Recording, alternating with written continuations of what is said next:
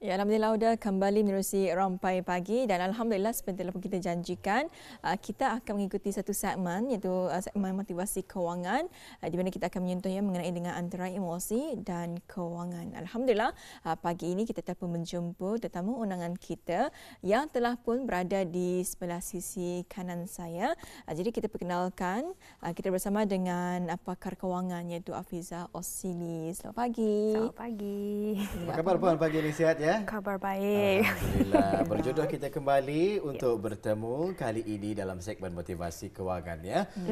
Memperkatakan tajuk yang cukup menarik juga, antara emosi dan kewangan. Jadi topik ini sebenarnya telah kita amat-amati ya daripada semalam. Jadi mungkin pagi ini mudah-mudahan kita ni akan mendapatkan sedikit tips ya, mungkin juga nasihat daripada Puan sendiri berkenaan dengan emosi dan juga kewangan kita ni. Tapi sebelum itu mungkin ada di antara penonton-penonton kita ni yang mungkin belum mengetahui lah ya apa sebenarnya perbincangan di sebalik topik ini. Mungkin Puan boleh membahaskan dengan lebih lanjut ya mengenai dengan topik hari ini. Silakan Puan. Okey. Yang ini benarnya daripada topik kita ni aku rasa bulan lepas kali mengenai impulsive buying, membeli secara impulsif. Jadi salah satunya adalah emosi kita ni.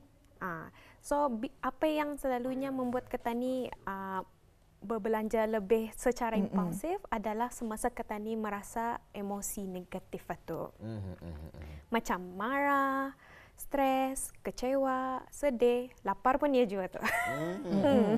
So masa itu kan kita ni melihat social media. Betul.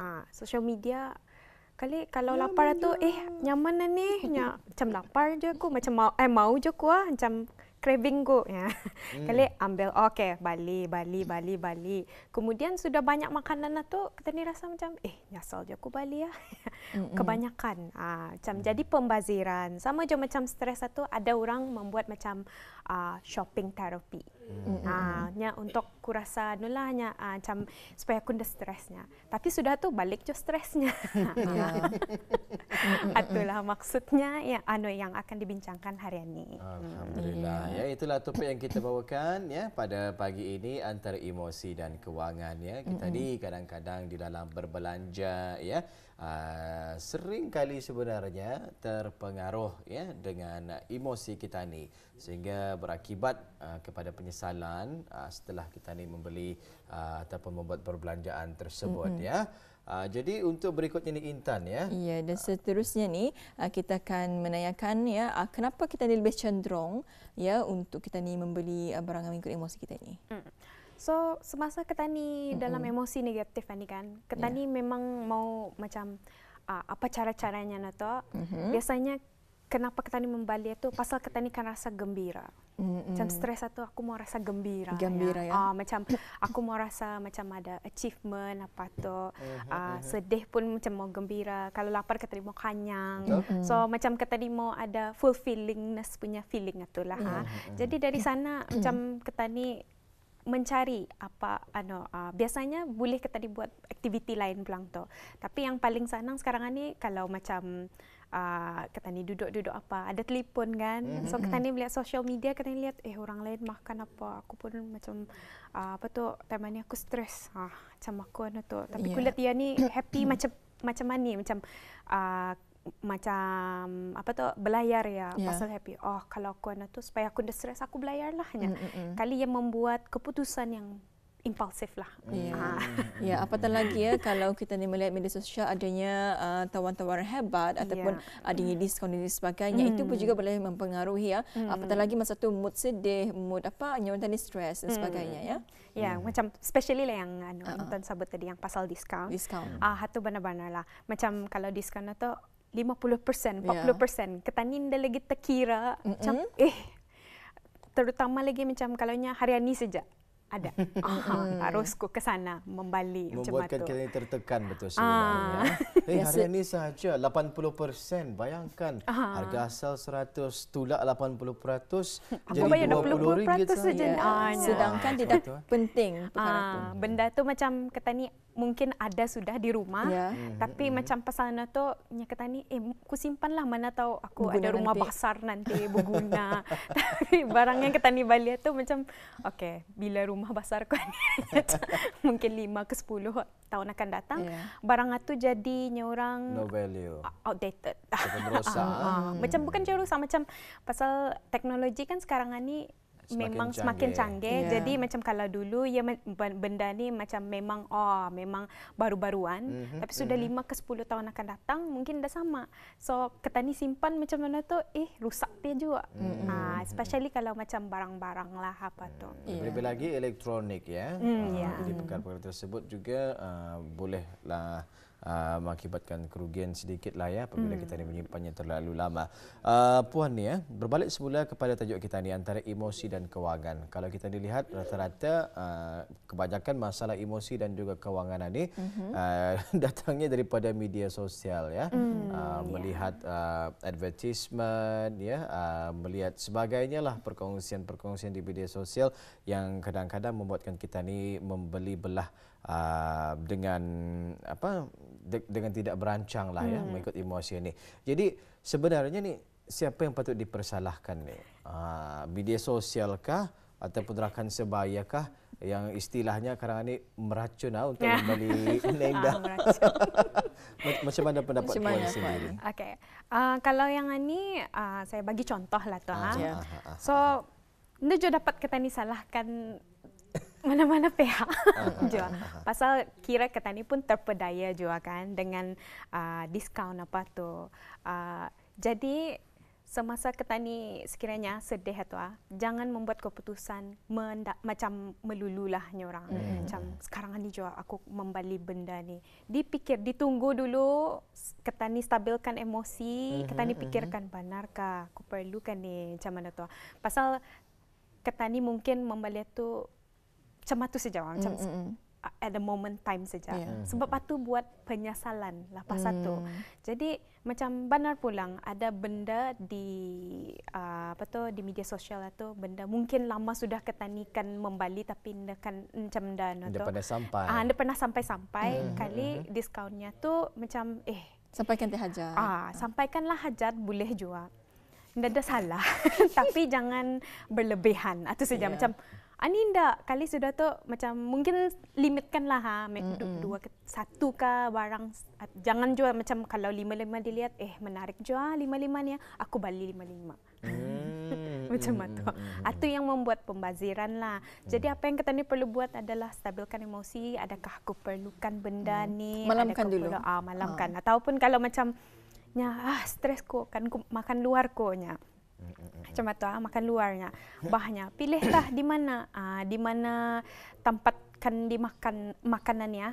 Jadi kalau itu ketani tunggu macam mana tu supaya ketani indah memilih tempat yang mahal yang melebihi daripada bajet ketani. Boleh tempat yang mahal, menu yang murah. Yes.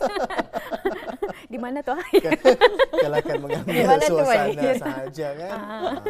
Ala-ala makan di restoran 5 bintang macam tu. Tapi biasanya kalau ketani ke sana kan ketani pun teringin sementara aku di sini ni aku sudah social media lah. Macam aku kan menunjukkan orang aku bahagia, macam gembira. Aku balilah juga makanan yang mahal macam tu. So aku boleh mendorong ikut emosi. Macam kadang-kadang ketani pikir macam ketani perlu melihatkan orang yang ketani ni gembira. Macam tu arah media sosial. Tapi lepas sana tu macam lepas ketani post apa, lepas itu emosi ketani tu balik semula. Artinya ketani belum stabilkan diri daripada membuat any keputusan lah. Especially kalau kewangan ni lah macam aku mau ni. So bila yang balik sudah, okay aku post, aku happy, macam aku happy orang semua komen, like apa tu. Kali lepas satu aku menyesal. So menyesal macam baik dapat ku save anunya, duitku macam mana ya. Pasalnya macam dah cukup je duitku. So makan ketani teh pulang. Sebab ketani Indah berhati-hati. Ya, dan juga Indah sabar ya untuk menantikan jika bertunggu. Dan juga penting adalah untuk kita ni menstabilkan dahulu emosi ketani dan juga ni kendal pasti kewangan ketani. Betul ya Puan? Jadi seterusnya ni Puan menerusi dengan berbelanja secara emosi ini. Apa antara kesan-kesan ya yang akan diperolehi oleh pembeli yang mengikut emosi ini? Okay. So firstly, selepas sana tu duit dah cukup. Pasal perbelanjaan ni dah di plan. Dah dalam jadi bajet. Jadi sudah bergarah. Jadi ya kedua berhutang. Berhutang. Dah kira ya berhutang arah kawannya ke. Timbul lagi satu masalah hutang. Timbul lagi minggu apa tu bulan 8 ku bayar kau balik macam tu. Ataupun kalau Indah pun credit card. Atu yang anu lah macam pasal dia mau berhutang, ia menganu arah kredit card, tapi kredit card itu Indah dilunaskannya. So masih ia berhutang. Dan yang kedua pasal dia berhutang ni, Indah tak ada simpanan. Saving. Pasal simpanan ni memang diperlukan lah, sama ada untuk emergency ataupun kita ni punya masa depan kan. So kalau ada simpanan, mungkin kita ni mesti sacrifice masa depan kita ni, which yang kita ni tidak maulah. Jadi banyak juga ya permasalahan bagi mereka yang berbelanja secara emosi. Kita saksikan ya di kaca televisyen pada ketika ini, duit tidak cukup, ia boleh mengakibatkan kita ni berhutang. Yang lebih menakutkan lagi tidak ada simpanan. Simpanan ini sebenarnya penting nih, simpanan kecemasan ya. Sebagai contoh, tiba-tiba tak kita ni Indah sihat ya, keluarga tak sakit, anak tak sakit ya, akan membawa ke hospital ataupun ke klinik mendapatkan ubat-ubatan dan juga sebagainya. Jadi simpanan ini penting untuk masa depan kita ni ya. Jadi apa yang kita dinasihatkan adalah untuk kita ni terus merancang perbelanjaan kita ni ya. Baik, berbalik semula kepada kesan daripada berbelanja secara emosi ini. Kalau menurut Puan sendiri, ramaikah juga di antara mereka yang berbelanja secara emosi ini mendapatkan kepuasan daripada aktiviti beliau membeli secara emosi ini? Ya, tak, kepuasan itu hanya sementara saja. Macam sekejap saja kepuasannya tu. Pasal kan yang itu mesti kita ni proses emosi kita ni lah, sama macam keluarga ke apa. Tapi ia pendam sendiri, itu yang membuat ia macamnya orang explode. Ada yang berfikiran begini, katanya saya ingin membeli TV lah, TV-nya 60 inci cuma tu, batas sudah diidamkan. Sekali diskaun ya, kemudian membeli TV tersebut lah sebagai contoh. Tetapi katanya walaupun duitnya kurang lah ya akibat daripada membeli TV tersebut, pemikirannya macam mananya? Hanya kalau aku jual kemudian hari ini ada harganya ninya. Apa menurut Puan sendiri? Kalau macam itu mesti dipikirkan berapa secepat macam mana aku dapat jual TV ini. Pasal TV pun setiap tahun akan berubah, akan ada yang baru, orang mau yang baru macam smart TV daripada yang dulu TV yang lama yang besar itu kan. Kalau cuba tak kita ni jual sekarang, tidak ada value kan macam itu. Even macam benda yang ada harganya lah, macam bernilai lah sekarang. Permata, diamond apa tu. Mesti kita ni pikirkan juga berapa depresiasinya apa tu. Itu salah satunya lah.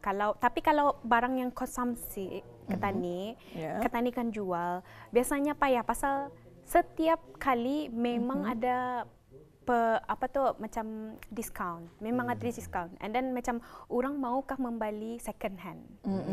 Itu soalannya sekarang ni. Adakah benda tu berharga kalau kita ni jual second hand? Begitu ya. Jadi jangan selalu menyimpannya di dalam otak kita ni.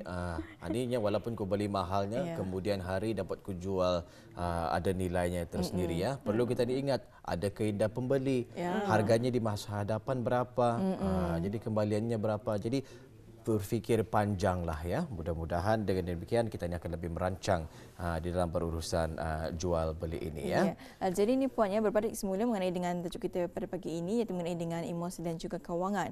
Sekiranya ya ada individu yang cuba untuk mengubah tabiat mereka. Ya, dan berubah untuk membeli tanpa secara emosi ya. Secara emosi ini untuk membeli supaya tidak terpengaruh menerusi emosi. Jadi macam mana untuk konsistenkan diri untuk membeli barang ini tanpa melibatkan emosi yang berlebihan. Cara-caranya. Ada cara-caranya. Cara-caranya ada 3. Okay. So salah satu yang paling penting adalah elakkan social media. Susah tu Puan. Ya tak, elakkan social media. Jangan tabatam mungkin 30 minit lah. Tunggu emosi itu ketani bertenang dulu atau yang nombor 2 bertenang, calm down. Ya orang macam mana tu. Pasal kadang-kadang macam kalau ketani marah orang apa tu, ketani lihat, hehnya aku pun mau ikut ketani punya rasa tu. Kali lepas satu sudah ketani bertenang apa tu, boleh ketani balik ke sosial media tu. Kalau ketani nampak, tunggu untuk membali. Jangan membali, malamkannya orang. Fikir-fikirkan dulu apa kebaikannya. Macam manalah yang tadi, macam kalau aku bali, adakah akan ku jual ataupun konsumsi sendiri, macam tu. So, itu salah satunya yang ketani perlu buat, dapat buat lah kalau untuk mengelakkan daripada pembelian secara emosi. Ya, itulah antaranya ya, bagaimana untuk kita menguruskannya, untuk kita mengelakkan daripada menjadi pembeli secara emosi ini ya. Baik, kita kan kita ada poster ni pagi ini. Sedikitlah ya untuk kita ni fikir-fikirkan, merenungkan dan juga hayati bersama perkongsian daripada Puan sebentar tadi ya. Cara-cara untuk mengelakkan berbelanja berlebihan secara semasa beremosi ya. Baik, pertama tadi elakkan media sosial ya. Mungkin payah untuk kita ni lakukan. Tetapi kalau menurut saya media sosial boleh, tetapi jangan terikut-ikutlah ya. Jangan kita dilihat sahaja. Antusias ya dengan advertisement yang dipaparkan melalui media sosial ini. Bertenang, relax, chill dulu. Fikirkan dahulu, adakah benar kita ini memerlukan barangan tersebut, adakah ia keperluan ataupun kemahuan, ya, dan tengok juga kita ini punya kewangan ya sebelum membuat keputusan. Dan terakhir di sana, tunggu sebelum anda membeli. Nendah tersebut indahkan ke mana-mana. TBI itu lakat jawapan ampai itu di kedai. Ada lagi di belakang, stoknya banyak 10 buah TV dan sebagainya ya. Jadi memang selalu ada diskaun.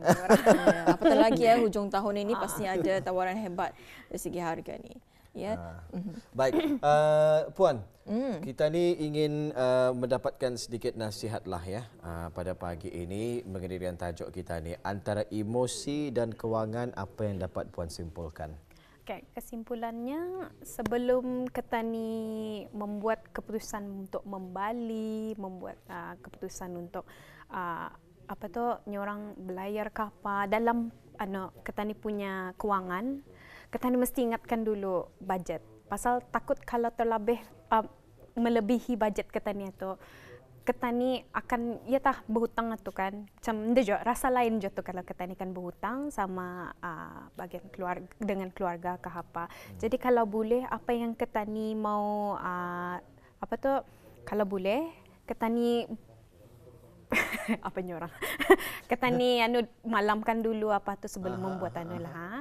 Dan kalau ada macam masalah lain selain daripada emosi ke apa masalah para penonton, bolehlah hubungi kami ke email address kami ask.fpab@outlook.com ataupun social media kami di Facebook FPAB ataupun Instagram FPAB_BN.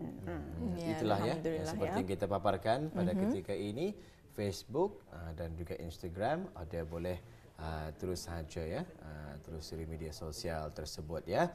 Baik, sebelum kita berpisah nih Puan, satu lagi nih, apa yang dikatakan emosi yang baik dalam berbelanja? Emosi yang baik macam diet. Ketani perlu cheat day ni orang. So boleh ada cheat day, jangan hari-hari.